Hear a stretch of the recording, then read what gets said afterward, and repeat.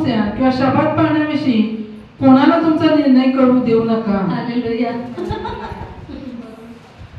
समजले? ज्या ख्रिस्तामध्ये मी परिपूर्ण झालो, तुम्ही कुठले कपडे घालता, तुम्ही लाली पाणी लावता की नाही, तुम्ही केस धरता का सोडता का बांधता, याच्या कोणाच्या येदात राहायची गरज नाही. समजाले? समजाले? जो सत्ता आणि अधिकाराचा मस्तक त्याच्यात मी परिपूर्ण झालेला आहे. लक्षात घ्या, पाप करू नका, पाप करू नका. देवाने मला बरं वाईटाचं ज्ञान दिलेलं आहे. काय केले पाहिजे, काय करू नये, काय गाठले पाहिजे, काय गाळू नये, कुठं जायला पाहिजे, कुठं जाऊ नये, काय काढले पाहिजे, काय काढू नये. आम्हाला देवाने बुद्धी दिली, दिली की नाही? बायबल काय म्हणते? त्याच्यामध्ये आम्हाला परिपूर्ण केलेला तो देव आहे. दिस इज क्रिसमस. असंच झालेलं नाहीये. लय मोठं बलिदान दिलेलं ते येशूने आमच्यासाठी. 17 वचन. 17.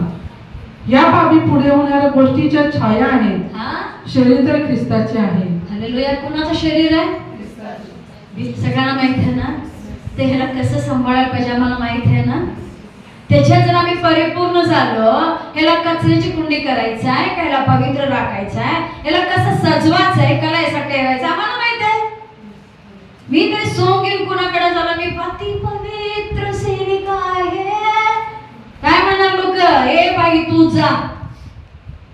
हा वेडे तसं माझ्यासाठी लेकरं सगळे. का? त्यांना वाटते आनंद आहे, ख्रिस्तामध्ये जीवन आहे. सोंग घेऊन जगण्यामध्ये नाहीये. फ्रीडम आहे ख्रिस्तामध्ये, लिबर्टी आहे, मोकळीती आहे.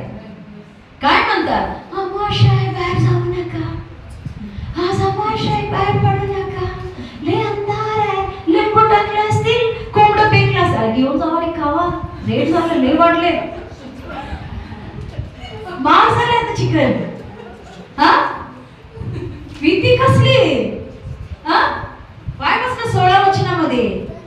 रूढी परंपरा, अमावस्या, पौर्णिमा, हे आलं ते आलं, अंधार आलं, काय मांजर इकडून इकडं गेलं, तिकडून इकडं गेलं, हे डोळा मारलं, ते डोळा मारलं, हे मारलं की हे मारलं की दुसरं, हा हे उडते की एक वेगळं पण, हे उडलं की दुसरं उडलं. काय आहे? बाबा म्हणतात सर्व सत्ता आणि अधिकार ख्रिस्तामध्ये परिपूर्ण झालेली आहे.